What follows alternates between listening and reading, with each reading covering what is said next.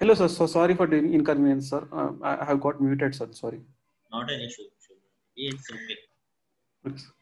Okay तो अभी तक हमने कल तक जो अपना पढ़ा था, आई होप आपको वो चीजें कुछ कुछ याद होंगी। मैं एक हाँ बार सर। दोबारा से वो चीजें बोल देता हूँ, ठीक है? ओके फिर हम आगे का कवर करते हैं। सबसे पहले हमने देखा था कि कंप्यूटर फॉरेंसिक्स क्या होते हैं, डिफिनीशन पढ़ी थी, कैसे कैसे बता दी, हमारे लिए मेन ऑब्जेक्टिव क्या होने चाहिए, कैसे हम वर्क करेंगे, हमने वो देखा था। राइट, हमारे लिए राइट। क्या क्या चीजें इंपॉर्टेंट होनी चाहिए। फिर हमने साइबर क्राइम समझे थे, साइबर क्राइम के बारे में डिस्कस किया था। साइबर क्राइम में दो तरीके के internal external type of cyber crime देखे थे, उनके लिए कई सारे अटैक्स हमने डिस्कस किए थे। फिर चैलेंजेस हमने देखे थे कि अगर आप कोई भी एक इन्वेस्टिगेटर हो, if you are investigator and if a crime is basically happened in present time, तो आपके लिए क्या क्या चैलेंजेस वहां पे आ सकते हैं, है ना? तो वो हाँ हमने सर। डिस्कस किया था यहाँ पर। फिर उसके बाद हमने साइबर क्राइम इन्वेस्टिगेशन के बारे में पढ़ा था, जिसमें हमने देखा था कि साइबर क्राइम इन्वेस्टिगेशन एक्चुअल में करते कैसे हैं। और अगर करते हैं इन्वेस्टिगेशन तो उसमें हमें कोई भी इलेक्ट्रॉनिक डिवाइस या ऐसी कोई भी इक्विपमेंट हमें फाइंड करना मस्ट होता है, राइट? फिर राइट सर। साइबर क्राइम के हमने टाइप देखे थे, यानी किस किस टाइप के साइबर क्राइम होते हैं, तो हमें पता चला था सिविल टाइप का है, क्रिमिनल टाइप का है, एडमिनिस्ट्रेटिव टाइप का है, राइट? हाँ ठीक है। सर।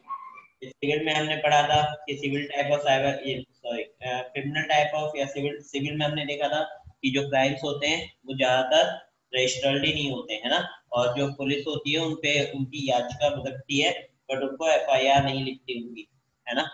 तो वहां पे क्या होता है, वहां पे आपके सिविल क्राइम जो है वो ऐसे ही रह जाते हैं। प्लस क्रिमिनल में हमने देखा था कि क्रिमिनल जो है वो लॉ इन्फोर्समेंट एजेंसीज के थ्रू हैंडल होता है। क्रिमिनल क्राइम्स अगर होते हैं, क्रिमिनल इन्वेस्टिगेशन अगर करी जाती है, और उसमें प्रॉपर एक आपकी एफआईआर लिखी जाती है, जिसके बेस पर वहां पे अगर आप कहीं भी जाते हो तो आपके पास कोर्ट का वारंट वगैरह होना चाहिए, ताकि जिसके बेस पर आप क्या कर सको, उसके जो यस भी सर। प्रोडक्ट्स हैं, यानी प्रोडक्ट है उसके जो भी इक्विपमेंट्स वगैरह हैं उनको आप सीज कर सको, राइट? Right sir. तो ये हमने देखा था क्रिमिनल वाले में। फिर एडमिनिस्ट्रेटिव वाले में हमने जाना था कि कोई भी कंपनी के लिए, जब कोई भी कंपनी में किसी टाइप का कोई क्राइम हो जाता है that is related to cyber crime, तो वहाँ का जो एडमिनिस्ट्रेटिव पूरा टीम होती है वो क्या करती है, इस क्राइम की इन्वेस्टिगेशन करती है ना? हाँ और सर। पता लगाती है कि एक्चुअली वो हुआ क्यों है। कंपनी की तरफ से करती है, कंपनी ने उस एम्प्लॉय के साथ अच्छा बिहेव नहीं किया, उसे अप्रेजल वगैरह नहीं दिए, या फिर एम्प्लॉय की गलती है जिसके बेसिस पर कंपनी के ऊपर वो झूठा आरोप लगा रहा है, जिसके बेस पे कंपनी उसे सस्पेंशन भी दे सकती है, या फिर पेनाल्टीज उसके ऊपर लगा सकती है, या फिर उसे डिसमिस निकाल भी सकती है ना? हाँ सर। ठीक है। फिर हमने उसके बाद डिस्कस किया था रूल्स ऑफ फॉरेंसिक इन्वेस्टिगेशन। हमारे पास रूल्स क्या होने चाहिए फॉरेंसिक इन्वेस्टिगेशन के लिए, क्या क्या रूल्स हम फॉलो करते हैं। तो रूल्स में हमें पता चला था कि कोई भी जो भी हमारे पास एविडेंस है उसका एक प्रॉपर प्रोसीजर हमारे पास होना चाहिए, डॉक्यूमेंटेड होने चाहिए। जो भी हमें वहां से मिल रहा है उसको, जो भी हमें ओरिजिनल एविडेंस मिला है वो हमें काफी लिमिटेड टाइम के लिए मिलता है, तो हम उसको एग्जामिन प्रॉपर तरीके से नहीं कर पाते, तो we can create our clones, है ना? हाँ सर। रिकॉर्ड हमें बना के रखने होते हैं, चेन ऑफ कस्टडी हमें क्रिएट करनी होती है, डॉक्यूमेंटेड करनी होती है कि कहाँ से क्या क्या मिला प्रॉपर तरीके से, राइट? Right sir. इन्वेस्टिगेट हम जब करते हैं तो हमें एक standard set of standard follow करना होता है, ताकि हम ध्यान रख सके कि किस कौन सा प्रोसीजर यूज कर रहे हैं। अगर कोई इन्वेस्टिगेशन ऐसी है जिसके अंदर आपके जो वो मिल रहे हैं एविडेंस वो थोड़े हाई लेवल के हैं, तो हम उसके लिए किसी professional analysis professional analyse person को हायर करते हैं, जो कि एनालिसिस यानी कि टेस्ट करता है उसे, मतलब उसके अंदर से फाइंड आउट करता है आपके एविडेंस में से क्लूज, है ना? हाँ सर। फिर उसके बाद हमने आए थे enterprise theory of evidence, ETI theory पढ़ी थी। इसमें हमने जाना था कि एफबीआई किस बेस पे काम करता है और कैसे उनके मॉडल्स के बेसिस पर अपने जो भी क्रिमिनल्स को पकड़ता है। हाँ सर। फिर उसके बाद डिजिटल एविडेंस की हमने बात करी थी। तो डिजिटल, अच्छा, हम किसी भी अगर क्राइम प्लेस पर जाते हैं तो हमें वहां से डिजिटल एविडेंस मिल सकता है। तो वो डिजिटल एविडेंस जो है वो कौन से फॉर्मेट में होगा, है ना, किस तरीके का होगा? तो any formation of probative value that is either stored or transmitted in digital form, right? तो यस वो सर। क्या है, आपकी डिजिटल एविडेंस कहलाता है। डिजिटल एविडेंस कई बार क्रिटिकल कंडीशंस में भी हमें मिल जाते हैं, जिनको जिससे हम क्या कर नहीं कर पाते, डेटा गेट नहीं कर पाते हैं। या फिर डिजिटल अगर आप इंफॉर्मेशन निकाल रहे हो तो वो हम स्टोरेज डिवाइसेस से या फिर नेटवर्क मॉनिटर के थ्रू या फिर डुप्लीकेट कॉपीज के थ्रू किसी भी तरीके से हम उसके अंदर से फॉरेंसिक इन्वेस्टिगेशन करके क्लूज को प्लस एविडेंस को फाइंड आउट कर सकते हैं, राइट। Right sir. फिर हमने टाइप्स ऑफ डिजिटल एविडेंस में देखा था volatile data and non volatile. Volatile आप समझ गए थे कि ऐसा डेटा जब तक सिस्टम ऑन है तब तक वर्क करता है, लाइक जैसे कि मिल के भी जो ना मिल पाए, है ना, तो उसे हम वोलेटाइल डेटा कहते थे। जैसे कि रैम जो आपके प्राइमरी मेमोरी पे डेटा होता है, राइट। सर। फिर non volatile data, you know very well, secondary memory of data, जो आपके परमानेंटली स्टोर्ड है, परसिस्टेंस के साथ भी आप बाद में भी उसे गेट कर सकते हो, है ना, तो वो डेटा था हमारे लिए। सर। फिर उसके बाद कैरेक्टरिस्टिक्स हमने देखी थी एविडेंस की क्या क्या होती हैं। Okay yes sir. कैरेक्टरिस्टिक्स जिसमें हमने जाना था कि एविडेंस अगर हमें मिलता है तो उस पे इजीली जज का बिलीव होना चाहिए। कोई इस तरीके का एविडेंस हो जिसके ऊपर कोई प्रूफ के साथ हम उसे पेश कर सकें, है ना। अगर कोई उसको क्वेश्चन करे, रिलायबल हो यानी कि आपका एविडेंस जो है वो उसके ऊपर कोई शक ना करे, ऑथेंटिकेटेड हो यानी कि आपका प्रॉपर तरीके से इंसिडेंस जहाँ से हुआ है वहीं से मिला हो, यानी कि कहीं और का कहीं और लगा दिया।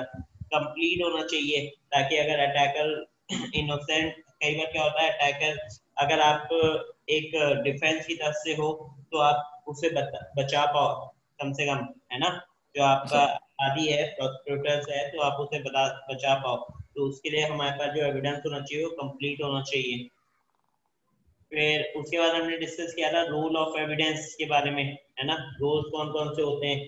तो हमें पता चला था एविडेंस में कई चीजें क्या होती हैं, जैसे आइडेंटिटी थेफ्ट हो सकता है, उससे रिलेटेड एविडेंस हो सकता है, इंफॉर्मेशन लीकेज से रिलेटेड एविडेंस हो सकता है, मलेशिया अटैक से रिलेटेड एविडेंस हो सकता है, अब्यूज ऑफ सिस्टम्स हो सकते हैं उसका एविडेंस हो सकता है, ईमेल कम्युनिकेशन का एविडेंस हो सकता है ना, सस्पेक्ट एंड कॉन्स्पिक्टर के बीच में, या फिर जो डॉक्यूमेंट्स या अकाउंट्स उनके प्रोडक्शन गलत तरीके से हुए हैं तो वो एविडेंस हो सकता है। मतलब दे आर मल्टीपल केसेस जिनमें हम क्या करते हैं एविडेंस मल्टीपल टाइप्स के हमें मिल सकते हैं।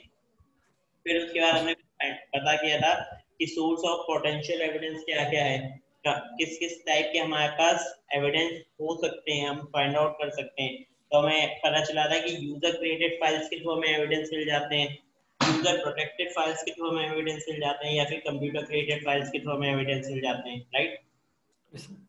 फिर सोर्स ऑफ पोटेंशियल एविडेंस में टाइप्स ऑफ एविडेंस, अगर आप कहीं भी स्पॉट पे जाते हो और आपको वहां पे पर्टिकुलर किसी भी टाइप का सॉरी कोई भी इंसिडेंट होता है और आप वहां पे जाते हो इन्वेस्टिगेशन के लिए स्पॉट पे, तो आपको वहां पे एविडेंस मिल सकता है, और वो एविडेंस किस किस टाइप के हो सकते हैं तो हमने वो डिस्कस किए थे, like hard copy, digital camera, modern router, switches, thumb drives, है ना, answering machine, servers, printers, scanner, telephone copier, या फिर डिजिटल वॉचेस, या फैक्स मशीन, या फिर आपका जीपीएस सिस्टम, है ना, या प्रिंटर्स या रिमूवेबल डिवाइसेस, हार्ड डिस्क वगैरह, या फिर आपका पर्टिकुलर सीडी डीवीडी, या फिर आपकी पेन ड्राइव्स वगैरह।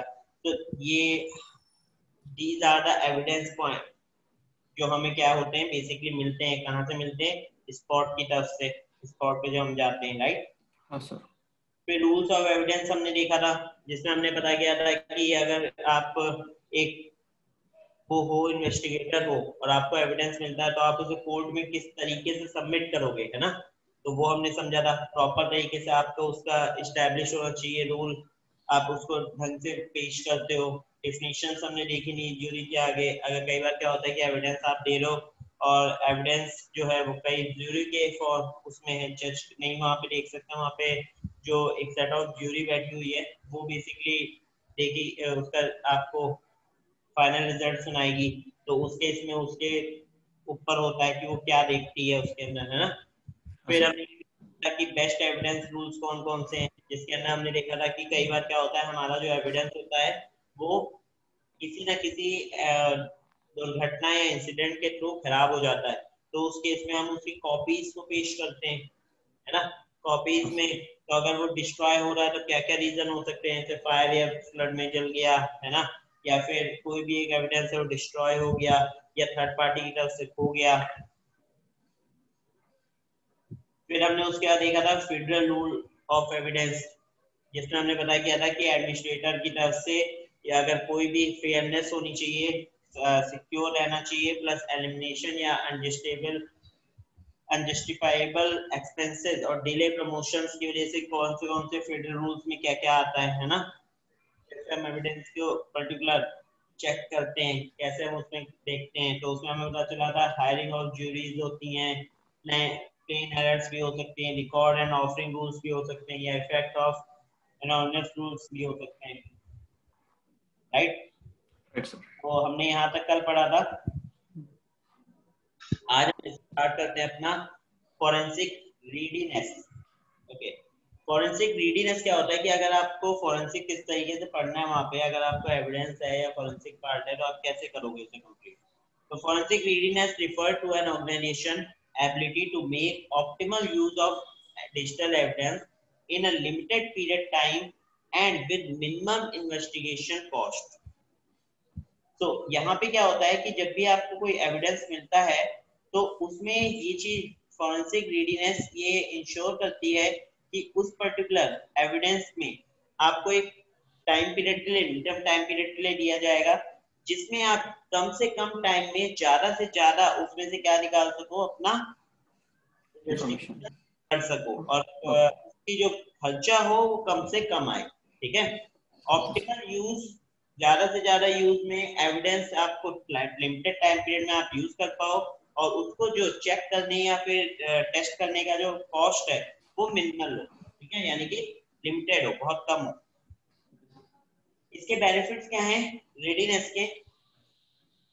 Fast and efficient investigation with minimal breakdown of the business, provide security from cyber crimes such as intellectual property theft and fraud and extortion। ये क्या करता है, हमें बताता है कि हम सिक्योरिटी कैसे प्रोवाइड कर सकते हैं साइबर क्राइम्स में, सच एज अगर होते हैं प्रॉपर्टी थेफ्ट हो सकती है, फ्रॉड हो सकते हैं, या एक्सटॉर्शन अगर है, तो हम वहां पे किस तरीके से वहां पे हम सिक्योरिटी प्रोवाइड करेंगे। ठीक है, offers structured storage of evidence that reduce expenses and time of an investigation।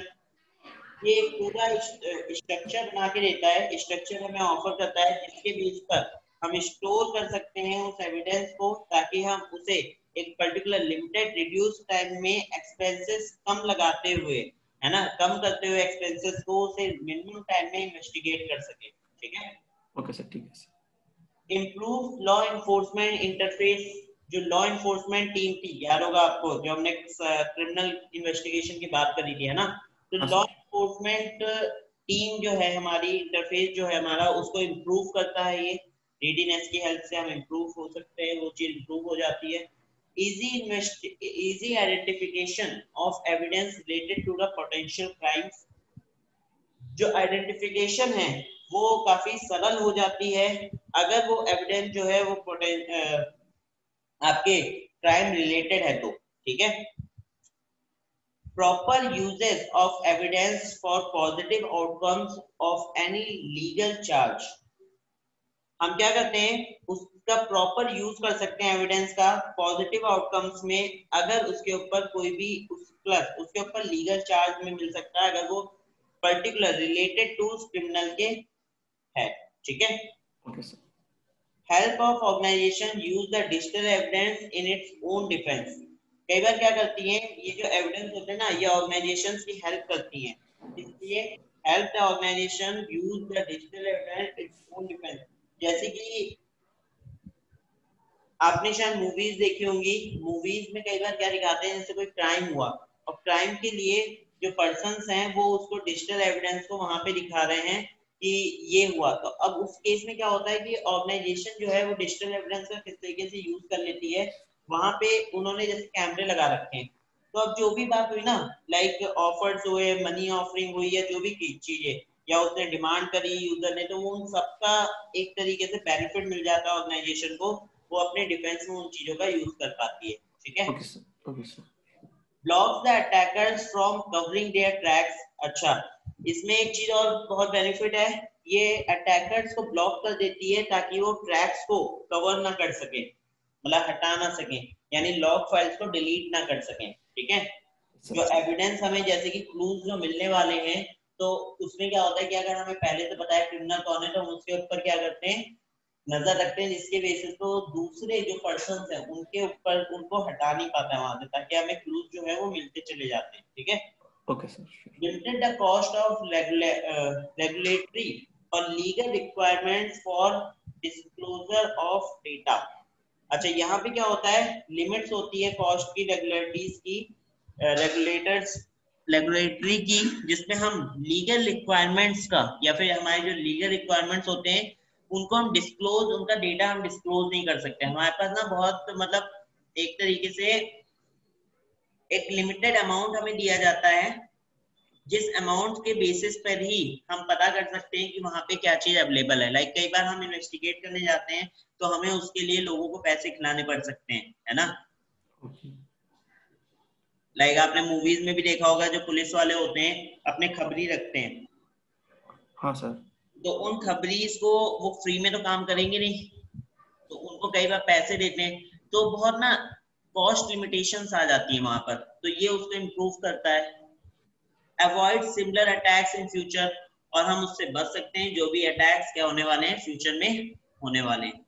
तो फॉरेंसिक रीडीनेस, अगर आप फॉरेंसिक को ढंग से पढ़ते हो तो उसकी हेल्प से आप इन इन चीजों को इम्प्रूव कर सकते हो और उनसे बच सकते हो। ठीक है, श्योर सर। फॉरेंसिक रीडीनेस की प्लानिंग कैसे करते हैं? Forensic readiness planning refers to a set of process required to achieve and maintain forensic readiness. तो इसमें क्या है, identify the potential evidence required for an incident. आप आइडेंटिफाई करो उस एविडेंस को जो कि रिक्वायर है उस इंसिडेंट के पे।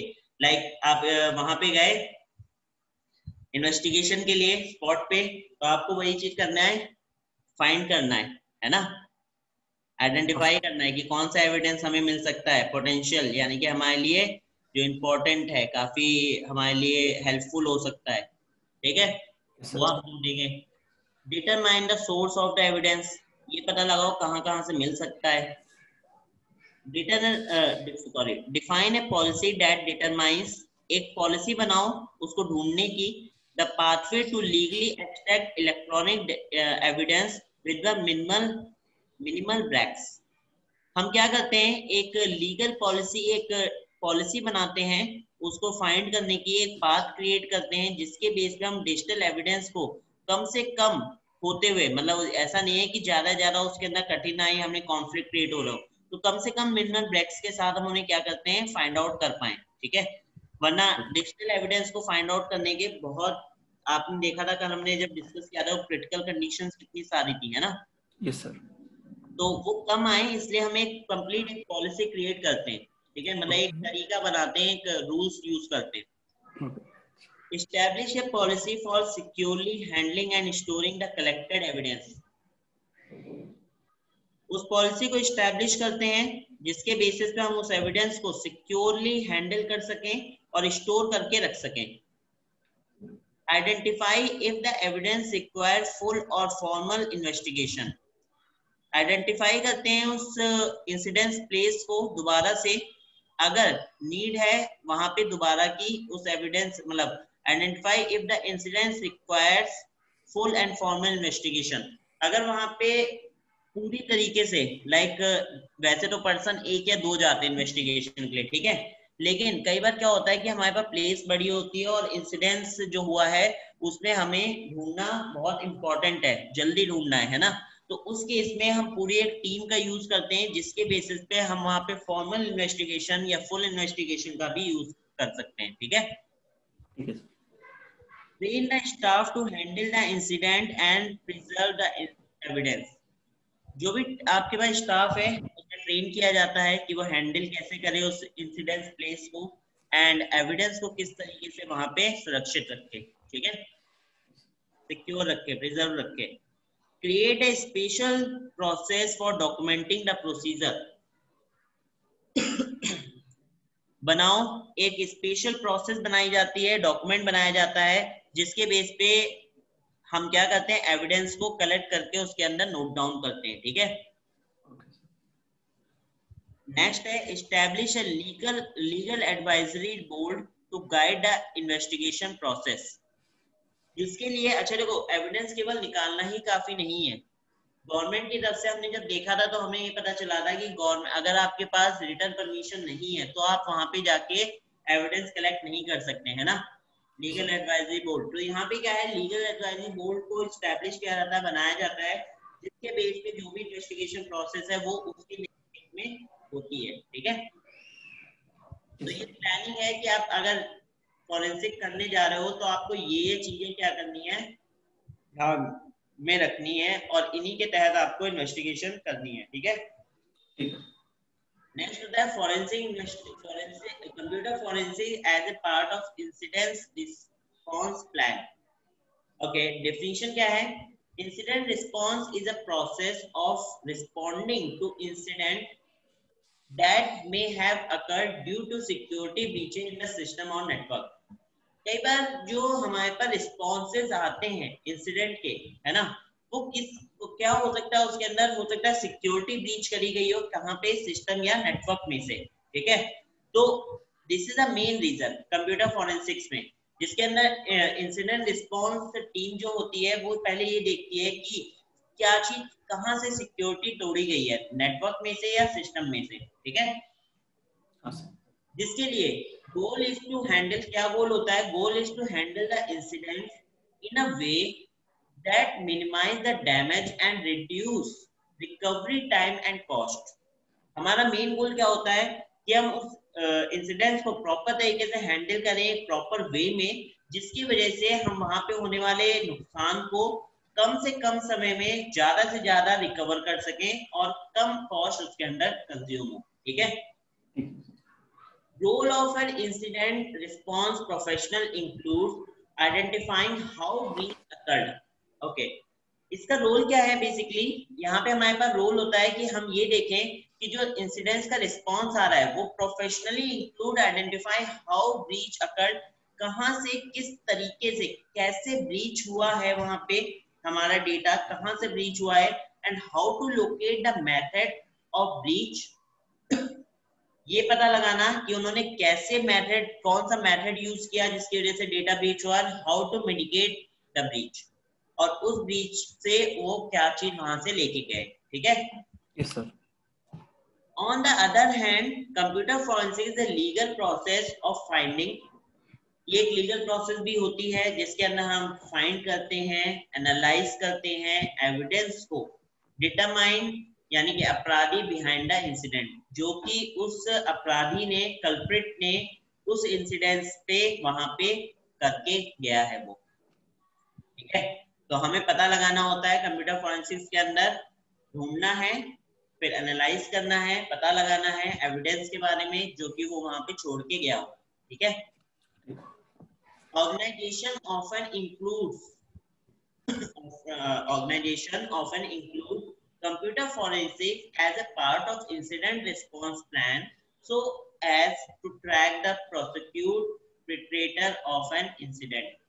ये क्या है, ऑर्गेनाइजेशंस क्या करती हैं, कंप्यूटर फॉरेंसिक्स टीम्स को यहाँ पे इंक्लूड कराती हैं या फिर यहाँ पे आपके क्या करती हैं, इन्वॉल्व करती हैं, ताकि जो इंसिडेंट रिस्पांस प्लान है उसमें हम उसे ट्रैक कर सकें, इसको, जो भी हमारा अपराधी है जिसने वहां पे इंसिडेंट किया है, ठीक है। तो these are basically the part, या फिर आप कह सकते हो कि अगर इंसिडेंट रिस्पांस प्लान या इंसिडेंट रिस्पांस टीम जो अपना प्रोसीजर फॉलो करती है, उनके लिए क्या क्या होता है, पहले गोल निकालो, फिर रोल देखो क्या है उसका, फिर क्या चीज हमें फाइंड करनी है, एनालाइज करनी है, एट द एंड कि हम उसे ट्रेस आउट कर सके, ठीक है। Okay sir. Need for forensic investigator, need क्या होती है यहाँ पे, फॉरेंसिक इन्वेस्टिगेटर्स की नीड क्या क्या है, जैसे कि साइबर क्राइम इन्वेस्टिगेशन में फॉरेंसिक इन्वेस्टिगेटर की नीड हो सकती है, एविडेंस हैंडलिंग में इसकी नीड हो सकती है, या फिर incident handling and response team में इसकी नीड हो सकती है, ठीक है। A forensic investigator, by virtue of his or her skills and experience, help organizations and law enforcement agencies investigate and prosecute the perpetrator of the cyber crimes। Cyber crime अगर है या साइबर क्रिमिनल है कोई, उसको investigate करने में forensic investigator help करता है जिसके बेस पे उसकी स्किल्स एंड एक्सपीरियंस का हम फायदा उठाते हैं। ठीक है, ठीक है सर। कौन उठाती है? बेसिकली ऑर्गेनाइजेशन या लॉ एनफोर्समेंट एजेंसीज। ठीक है, साउंड एविडेंस हैंडलिंग, अगर ऐसे कुछ है team, if the technical inexperienced person examine the computer involved in a crime, it will almost certainly result in rendering and any evidence found inadmissible in the court of law। मतलब कि कई बार क्या होता है कि अगर एक टेक्निकली इनएक्सपीरियंस पर्सन जो है वो अगर आपके एविडेंस को वहां पे क्या करता है, इन्वेस्टिगेट कर रहा है, ठीक है, तो उस केस में आपकी जो प्रोसेस है वो काफी स्लो हो सकती है, रेंडरिंग प्रोसेस आपकी काफी स्लो हो सकती है, जिसके बेस पे हम उसको प्रॉपर तरीके से कोर्ट में सबमिट ना कर पाए। ठीक है, incidents handling and response, sir में आया? हाँ सर। सर यहाँ पे कोई गाने लगा इसलिए मैं म्यूट किया सर।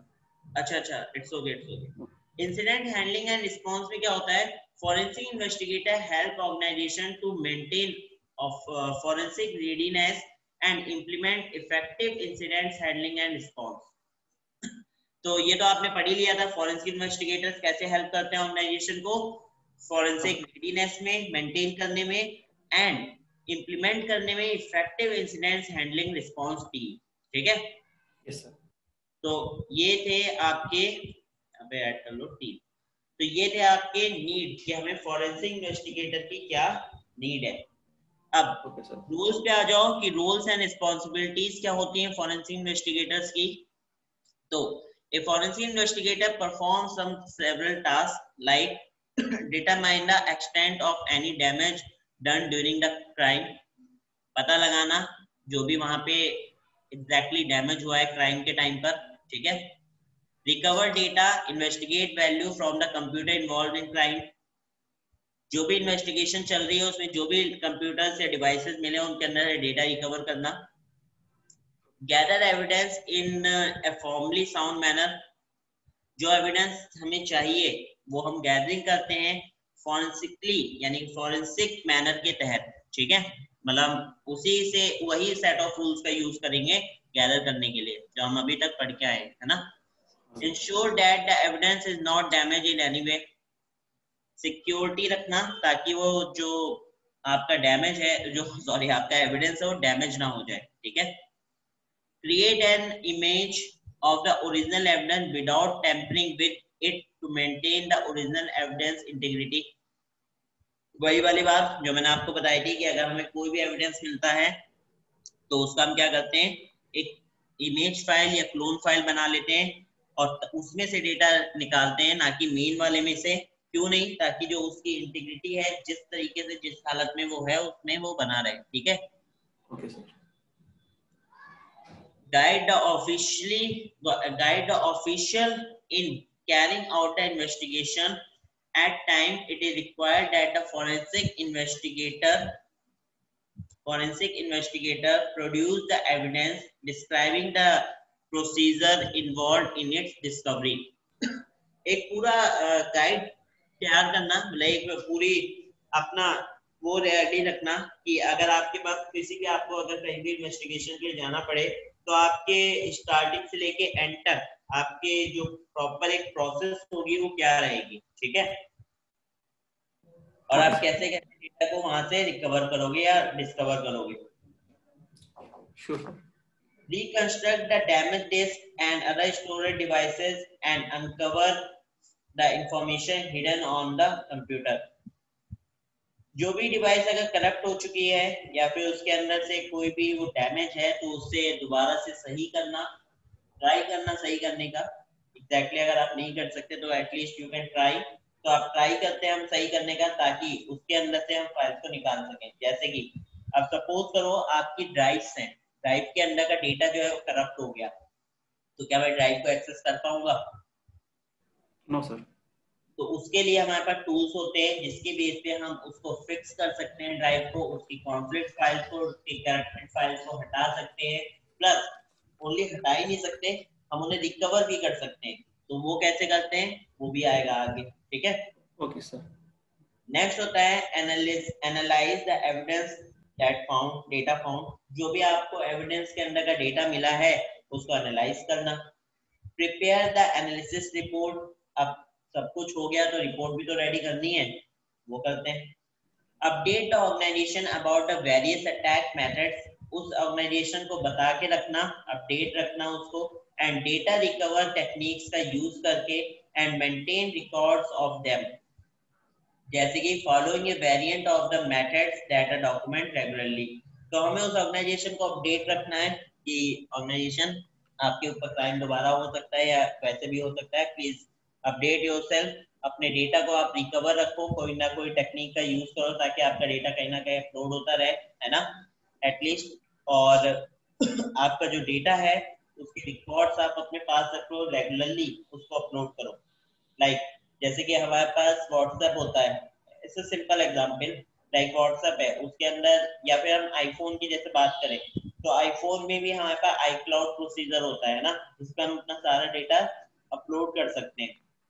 अब ये सेम है, मेरे पास एक इन्वेस्टिगेशन में एक डिवाइस आया था अभी कुछ दिन पहले, that is iPhone I guess X था, ठीक है। ओके हाँ एक्स ही था। उसको वो क्या था, उस आईफोन को कम्प्लीटली उन्होंने डिस्ट्रॉय कर दिया था। Okay sir. मतलब उसका कंप्लीट उसने तोड़ दिया था, उसकी स्क्रीन स्क्रीन फूट फूट गई थी, कहता है उसमें, मतलब ऐसा था कि वो बस क्या ही था, हालत ही उसकी बहुत खराब थी बेचारे की। ओके तो सर। जब मेरे पास आया तो सबसे पहले प्रोसेस क्या थी, उसको चेक करना कि इट इज वर्किंग और नॉट, ठीक है। श्योर। चेक किया, ट्राई किया, पहले तो काम नहीं कर रहा था, फिर उसे ट्राई करके चलाया और वो चलने लगा, मतलब ऑन हो गया। Okay sir. डेफिनेटली नहीं विजिबल थी बट स्टिल हमारा जो आईफोन था वो ऑन हो गया उसके कनेक्ट करते ही उसे, ठीक है। तो थोड़े से चेंजेस किए, कुछ चीजें उसके अंदर कंपोनेंट्स ऐड करने पड़े और वो ऑन हो गया। अब ऑन करने के बाद हमने क्या किया, मैंने फिर उसके अंदर से चेक किया कि क्या इसके अंदर डेटा है। तो वहां पे उसका जो मदरबोर्ड था ना वो कम्प्लीटली क्रैश था। Okay sir. तो हमने उसको ऑन तो कर लिया किसी तरह, बट उसके अंदर जो डेटा थी वो करेक्ट करते बिल्कुल करप्ट हो रखा था। तो फिर अनदर प्रोसीजर क्या था हमारे पास कि हम उसमें से क्या करें, आई क्लाउड्स में से उसे चेक करें, है ना। जब आई क्लाउड्स की उसकी चेक करा, पहले तो आई क्लाउड उसका इंक्रिप्टेड था, तो आई क्लाउड उसका बड़ी मुश्किल से वहां से पासवर्ड तोड़ा गया, सब कुछ निकाला, उसमें देखा तो उसमें कोई भी डेटा अवेलेबल नहीं था।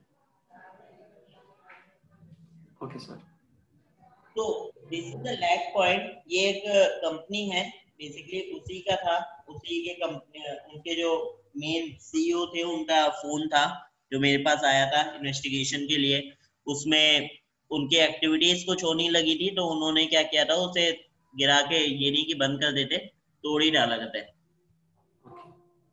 लोग कई बार डर जाते हैं, है ना। हाँ सर। तो ये एक लैग पॉइंट था कि उन्होंने कोई भी उसका रिकॉर्ड नहीं ले रखा था, कोई भी वेरियस अटैक से उनको पता नहीं थे, तो उन्होंने उसको वहां से हम डेटा रिकवर प्रॉपर तरीके से नहीं कर पाए। कुछ लिमिटेड डेटा ही हमें क्या हुआ मिला जितना हम उसके अंदर से रिकवर कर पाए, ठीक है। Okay sir. फिर अब इसका एक और एग्जांपल, लाइक उससे कुछ दिन पहले मेरे पास एक हार्ड डिस्क आई, हार्ड ड्राइव, ठीक है। अब उस हार्ड ड्राइव में क्या था, डेटा कंप्लीटली डिस्ट्रॉय हो चुका था। आगे आपको चल के मैं मेमोरी मैनेजमेंट के कुछ फंक्शंस बताऊंगा जिसमें हम डेटा को एक लेवल तक ही एक्सेस कर सकते हैं, है ना। Yes sir. उसमें सेकंड लेवल पे डेटा जो था वो डिस्ट्रॉय हो चुका था और उनको वो वाला डेटा चाहिए था, वो था करप्टेड हार्ड डिस्क। तो सबसे पहले मेरी अप्रोच क्या थी कि मैं उसकी क्लोन बनाऊं, ठीक है, मैंने उसका क्लोन बनाया। नेक्स्ट मेरे पास क्या था कि अब करप्ट है तो उसे सही भी करना है, फिक्स करना है, राइट। हाँ सर। मैंने फिक्सिंग टूल्स का यूज किया, उसको फिक्स किया उस ड्राइव को। ड्राइव को फिक्स करने के बाद फिर से उसका क्लोन रेडी किया ताकि अब जो डेटा है वो हमें कंप्लीटली मिल सके उसके अंदर, है ना। हाँ सर। फिर जो उसके अंदर क्लोनिंग में से मैंने डेटा फाइंड आउट निकाला हमने, हमें उसमें सक्सेसफुली डेटा जितना भी था, लाइक थोड़ा और डेटा हमेशा लॉस होता है डेटा रिकवरी टेक्निक्स में, बट स्टिल अप्रोक्सीमेटली 90% हमें डेटा मिल जाता है, ठीक है। तो वो जो 90% डेटा था वो निकाल के उनको दिया। तो दिस इज अनदर प्रोसीजर कि आपको अगर मिलता है तो आप कैसे उसको हैंडल करोगे, right. Okay sir.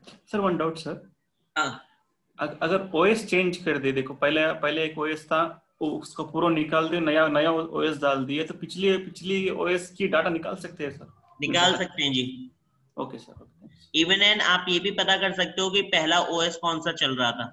Great sir, super. इसके लिए भी टूल्स हैं। आपने पता नहीं सुना है कि नहीं, जब कंपनीज के अंदर कोई भी ऑडिटिंग टीम जाती है, जैसे कि एक एग्जांपल लेते हैं, माइक्रोसॉफ्ट। माइक्रोसॉफ्ट आप जानते हो अगर ऑर्गेनाइजेशन के अंदर यूज किया जाएगा तो माइक्रोसॉफ्ट बोलता है if you want to use my product like MS Office, MS Excel, right, so you need to buy subscription package for every device, right, कहता है।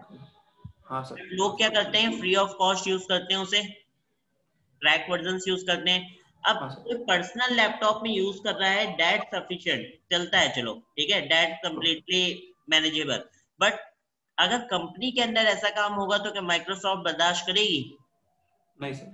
नहीं करेगी ना। तो माइक्रोसॉफ्ट करती क्या है, ये भी इंसिडेंस हो चुका है उस कंपनी में, एक कंपनी जिसमें वर्किंग था, उस कंपनी में सेम यही हुआ था। माइक्रोसॉफ्ट ऑफिस की ऑडिटिंग टीम आने वाली थी जो कि चेक करने वाली थी कि इसके अंदर कौन सा ऑपरेटिंग सिस्टम आप चलाते हो, उसके अंदर क्या क्या आपने डाल रखा है माइक्रोसॉफ्ट का।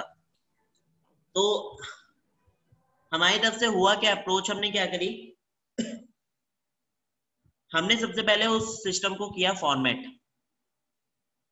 अब सिस्टम को फॉर्मेट करके उसके अंदर डाला क्या, लिनक्स ऑपरेटिंग सिस्टम, ठीक है। Okay sir. Okay sir. Linux डालने के बाद आपको मैंने बताया कि उनके पास टूल्स होते हैं जिनकी हेल्प से वो ये पता लगा सकते हैं कि बैक ऑपरेटिंग सिस्टम कौन सा था, ग्रेट सर। Okay sir. ठीक, और उसमें ये भी पता चल जाएगा क्या क्या चीजें इंस्टॉल थी। सो उस केस में हमने उसको दोबारा से अनइंस्टॉल किया और एक नया लिनक्स दोबारा डाला। लाइक पहले हमने उसके अंदर यूनिक्स वाला डाला था, that is Red Hat, and after that फिर हमने उसके अंदर दोबारा एक नया ऑपरेटिंग सिस्टम डाला, that is Ubuntu. Okay okay sir. So अब इससे क्या हुआ कि अगर टूल लगा के चेक किया गया था, तो उस केस में वहां पे उन्हें कौन सा दिखाया गया, रेड हैट। ओके। तो ये एक प्रोसीजर, एक इंसिडेंस था, एक केस था जिसको हमने वहां पे सॉल्व किया था बेसिकली, और हम बचे थे वहां पे। अदरवाइज कंपनी को काफी हद तक वहां पे चार्ज पे करना पड़ता उन्हें, और केस होता तो वो तो अलग था, ठीक है। फिर क्या होता है, addresses the issues in a court of law and attempts to win the case by testifying in court. आप सारे सब कुछ वहां पे सबमिट करते हो और वेट करते हो कि आपका जो कोर्ट है वो आपको जिता दे, टेस्ट करता है मतलब कोर्ट एविडेंस। नाउ नेक्स्ट क्या है, what makes a good computer forensic investigator. आप किस तरीके से, क्या प्रोसेस अगर आप करते हो, क्या चीजें करते हो जिसकी वजह से आप एक अच्छे इन्वेस्टिगेटर बन सकते हो। तो interviewing skills to gather information about the case to client, victim, witness and suspect. आप चेक करो, अपनी स्किल्स का यूज करो जिसके बेसिस पे आप गैदर कर सको इंफॉर्मेशन और केस को समझ सको जो कि क्लाइंट की तरफ से, विक्टिम की तरफ से और सस्पेक्ट की तरफ से आपको बताया गया है। रिसर्च स्किल्स आपके पास होनी चाहिए जिसके बेसिस पे to know the background and activities, background पे और रिसेंटली जो एक्टिविटीज हो रही हैं उन किसकी तरफ से, विक्टिम की तरफ से, विटनेस की तरफ से, सस्पेक्ट की तरफ से, उन्हें आप क्या कर सको, एनालाइज कर सको, है ना, पर्टेनिंग कर सको। Next, maintain the perfect accuracy of the test performed and their records. आप प्रॉपर तरीके से उनके टेस्ट करो और उनके रिकॉर्ड्स क्रिएट करके रखो, बना के रखो। पेशेंस आपके अंदर होना चाहिए, patience and the willingness to work long hours. आपके पास पेशेंस होना चाहिए। देखो कई बार जैसे कि आपने देखा होगा मूवीज में क्रिमिनल्स होते हैं, वो आपका पेशेंस तोड़ने की कोशिश करते हैं ना, वो नहीं बता रहे, आप इतने झंझोड़ जाते हो कि आप मारने पीटने चालू हो जाते हैं, है ना। पुलिस वाले। तो आपके पास पेशेंस होना चाहिए और आपके पास ज्यादा देर तक लॉन्ग वर्क करने की विलिंगनेस होनी चाहिए, यानी कि आवर्स पूरे हो भैया जल्दी है, ये नहीं हो सकता है। जब तक आप एक्स्ट्रा टाइम नहीं दोगे केस को तब तक वो सॉल्व नहीं होने का। समझ। एक्सीलेंट राइटिंग स्किल्स, आपके पास राइटिंग स्किल्स होनी चाहिए, वो बेटर होनी चाहिए, जिसके बेसिस पे to details finding in the report, ताकि आप उसके अंदर अच्छे से एक रिपोर्ट रेडी कर सको। Okay. Strong analytics and analytical skills to find evidence and link to the suspect. आपकी जो एनालिटिकल स्किल्स होनी चाहिए वो स्ट्रांग होनी चाहिए, जिसके बेसिस पे आप एविडेंस को फाइंड आउट कर सको और उसे सस्पेक्ट से लिंक कर सको। क्योंकि कई बार हमें क्या होता है, एविडेंस तो मिल जाता है बट हम उसे लिंक नहीं कर पाते। Excellent communication skills to explain their finding or to the audience. आप उन्हें अच्छी तरीके से एक्सप्लेन कर सको, आपके कम्युनिकेशन स्किल्स बेटर होनी चाहिए, ठीक है। कि अगर कोई पूछे तो कम से कम बता दो वो ये कैसे काम कर रहा है, क्या है। Be updated with new methodologies and forensic technologies. जितने भी नए नए तरीके हैं या फोरेंसिक के नए नए वेज हैं, नए टूल्स हैं, उनसे आप अपडेटेड रहने चाहिए। Well versed in more than one computer platform include Windows, Macintosh and Linux. आपके पास जितने भी टाइप के कंप्यूटर्स प्लेटफॉर्म यानी कि ओएस हैं उनमें आप क्या होने चाहिए, अपडेटेड रहने चाहिए, ठीक है। Okay sir. Knowledge of various technologies hardware and software, आपको सब चीजों की नॉलेज होनी चाहिए that is related to technological hardware and software.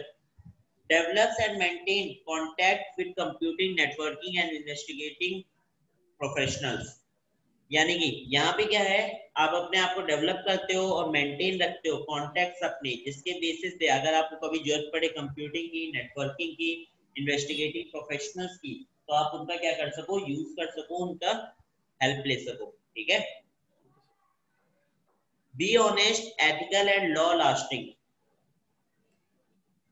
अब ऑनेस्ट रहो, है ना, सही से काम करो, एथिकल वे में काम करो, नॉन एथिकल में मत करो, परमिशन के साथ करो। लॉ लास्टिंग, जो भी कुछ है वो अंडर द लॉ करो, ये नहीं कि आप आउट ऑफ द लॉ कर रहे हो, है ना। Okay sir. Knowledge of the laws surrounding the case, जितनी भी नॉलेज है वो आप केस में सारी लगा दोगे।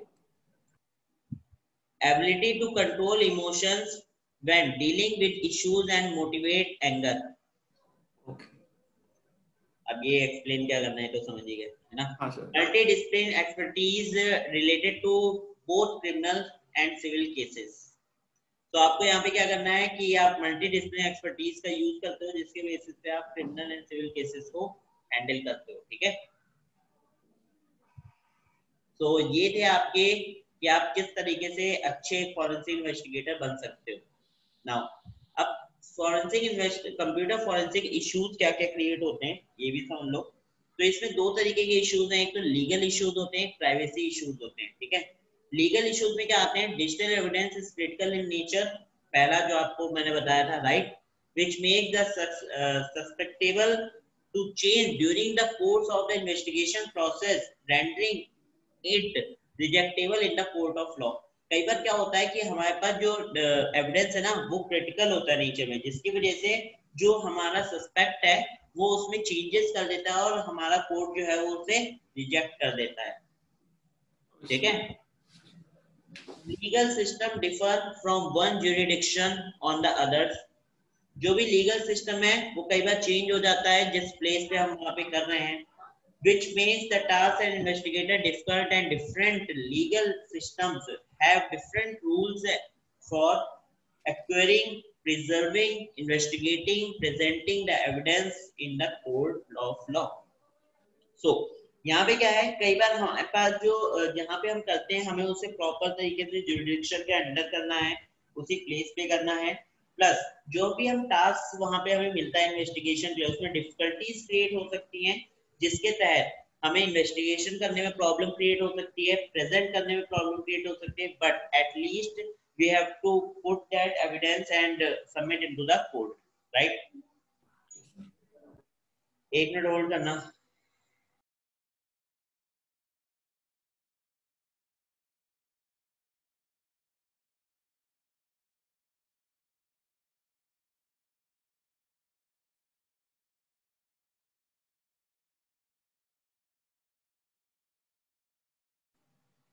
क्लियर है सुब्रमण्यम जी ये चीजें लीगल इश्यूज में?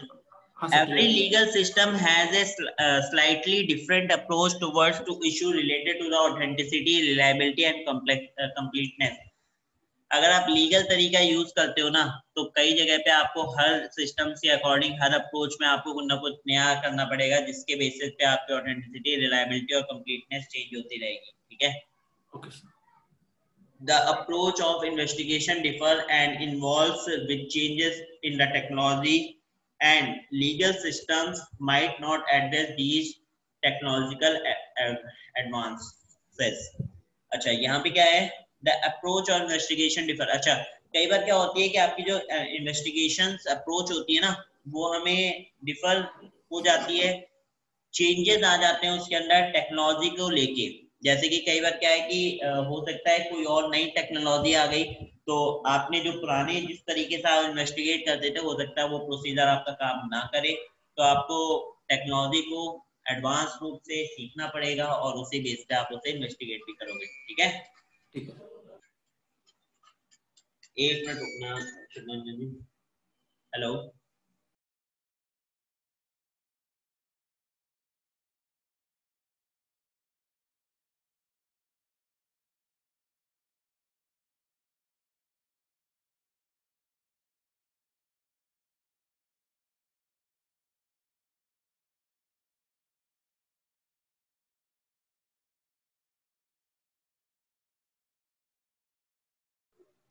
ओके नेक्स्ट है प्राइवेसी इश्यूज। अब कई बार क्या होता है when retrieving evidence from the particular electronic device investigators must to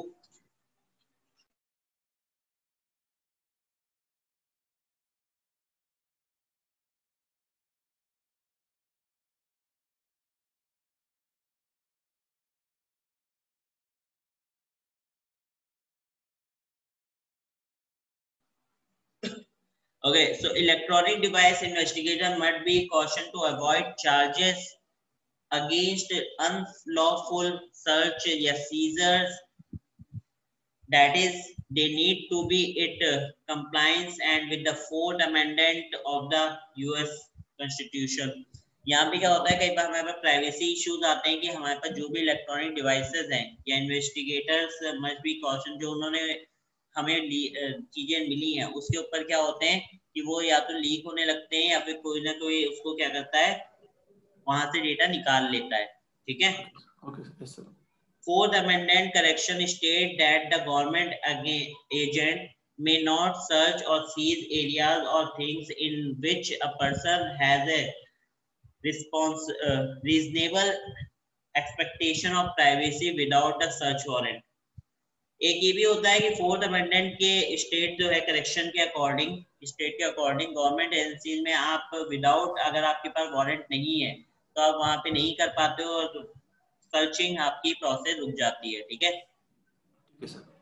private institution not acting in the colour of governmental authority that authority are exempted from the fourth amendment, okay? When dealing with the evidence related to internet uses, investigator must protect other users anonymity while determining the identify of the few involved in the illegal activities। यहाँ पे क्या है कि जब भी हम deal करते हैं एविडेंस के साथ तो वहां पे लाइक आप इंटरनेट के ऊपर कुछ कर रहे हो वहां पे सर्च कर रहे हो तो आपको ये चीज याद रखनी है कि दूसरे जो है उनकी प्राइवेसी जो है ना वो प्रोटेक्टेड है, यानी कि आप एक पे कर रहे हो दूसरे उनके थ्रू फंस जाए, है ना? हाँ सर। तो ये चीज आपको याद रखनी है, तो इस तरह के प्राइवेसी इशू क्रिएट होते हैं। लास्ट है आपका code of ethics and computer forensic investigator should not. Okay तो कोड ऑफ एथिक्स क्या होता है? Code of ethics are the principle state to describe the expected behaviour of an investigator while handling a case. Okay sir. So इसमें दो चीजें आती है, computer forensic investigator should क्या क्या होना चाहिए और क्या क्या नहीं होना चाहिए उसके अंदर, ठीक है? तो perform investigator based on the well known standard procedures, वैसे करना है आपको वेल नोन प्रोसीजर्स के तहत। Perform assigned tasks with a highly committed and diligence struggle के साथ आपको काम करना है ना, पूरा जान लगा देनी है। Act the ethical and the moral principles, आपको जो उसके सही हैं यानी कि परमिशंस के साथ और जो रूल्स एंड रेगुलेशंस है उनके साथ आपको काम करना है। Examine the evidence carefully with the scope of the agreement, जो एग्रीमेंट में स्कोप लिखा गया है यानी कि इन स्कोप आउट स्कोप है ना, तो आपको इन स्कोप के अंदर ही रह के उस एविडेंस को एग्जामिन करना है, ये नहीं कि आप उसमें कोई चीज खराब कर दो कि दी गई ये सही करने चेक करने के लिए आपने बताया दूसरे में कुछ खराब कर दिया, right. Okay sir. Ensure integrity, ensure रहना है कि इंटीग्रिटी रहे to the evidence throughout the investigation process, completely integrate रहे वो एविडेंस ताकि कोई उसमें से कुछ चीज गायब ना हो जाए। Act in accordance with federal status, अच्छा जो आपका अकॉर्डेंस विद फेडरल लॉ हमने पढ़ा था ना उसके तहत या फिर स्टेट स्टैट्यूट्स के तहत या लोकल लॉ एंड पॉलिसीज के तहत आप उसको फॉलो करोगे, एविडेंस को क्या करोगे, चेक करोगे। Testify honestly before any board court of trial proceedings, आप जो भी एविडेंस टेस्ट करोगे वो कंप्लीटली कैसे करोगे, ऑनेस्ट रह के करोगे, ठीक है। आपके अंदर क्या क्या नहीं होना चाहिए, refuse any evidence because that may cause failure in case, ये नहीं कि आप मना कर दो बिकॉज उसके बेस पे वो एविडेंस खराब हो सकता है ना। आपको पता है खराब हो जाएगा टेस्ट करूंगा तो आपने मना कर दिया, ऐसा नहीं करना है। Expose confidential matter without having any authorised permission, आप कोई भी कॉन्फिडेंशियल जो भी मैटर होता है एक्सपोज नहीं करोगे मीडिया के सामने अगर आपके पास परमिशन नहीं है तो। एक्सीड असाइनमेंट बियॉन्ड हिज और हर स्किल्स, यानी कि कुछ भी करे जा रहे हैं ना। Perform action that significantly lead to a conflict of interest, जो भी एक्शन परफॉर्म करने हैं आपको उन एक्शंस को प्रॉपरली सिग्निफिकेंटली लीड्स के तहत आप करोगे, ये नहीं कि उसके अंदर कोई कॉन्फ्लिक्ट क्रिएट करने लगो। प्रेजेंट द ट्रेनिंग क्रेडेंशियल्स और association membership in a wrong way, आपको ध्यान रखना है कि आप अपनी ट्रेनिंग को जो भी क्रेडेंशियल है आपके एसोसिएशन मेंबरशिप को उसको गलत तरीके से ना लो, गलत वे में ना लेके जाओ। Provide personal and pre decided opinions, अपने पर्सनल ओपिनियंस को थोड़ा काबू में रखो।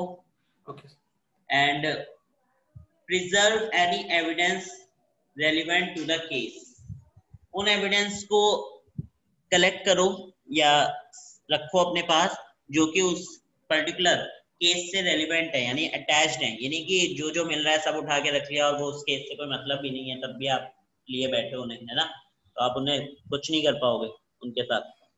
तो this is the main thing कि अगर आप कंप्यूटर फॉरेंसिक्स करते हो तो आपको क्या क्या चीजें ध्यान में रखनी है। क्लियर हो गया? यस सर, क्लियर हुआ सर। तो नाउ आज मैं आपको इसकी ये पूरी फाइल दे देता हूँ, ठीक है। ओके। फिर आप इसको पढ़ना, फिर हम कल अपनी नेक्स्ट क्लास में आगे का जो कि हमारा टॉपिक वाइज स्टार्ट होने वाला है, मोस्ट प्रॉब्ली शायद कंप्यूटर फॉरेंसिक्स का ही पार्ट है कंप्लीट, है ना, तो वो हम कवर करेंगे। Definitely sir, sure.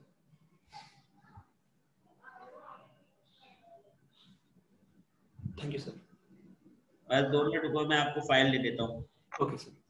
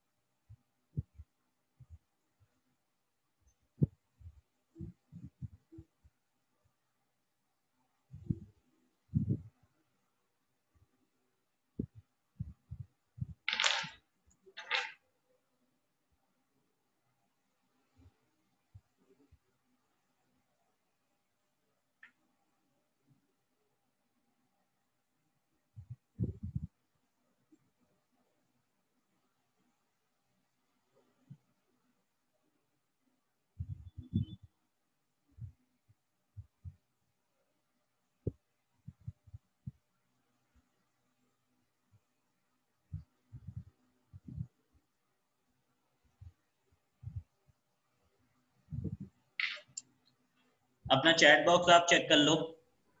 Okay sir, sure, check करो। हाँ सर, आ गया सर। मिल गया? इसको हाँ सर। ओपन करके आप यहाँ से डाउनलोड कर लेना, ठीक है? Okay okay sir. तो आप रीड इट करो इसे, कल मिलते हैं and okay will continue our class. Okay okay sir, thank you sir. Okay, bye bye Shubman ji. Bye sir.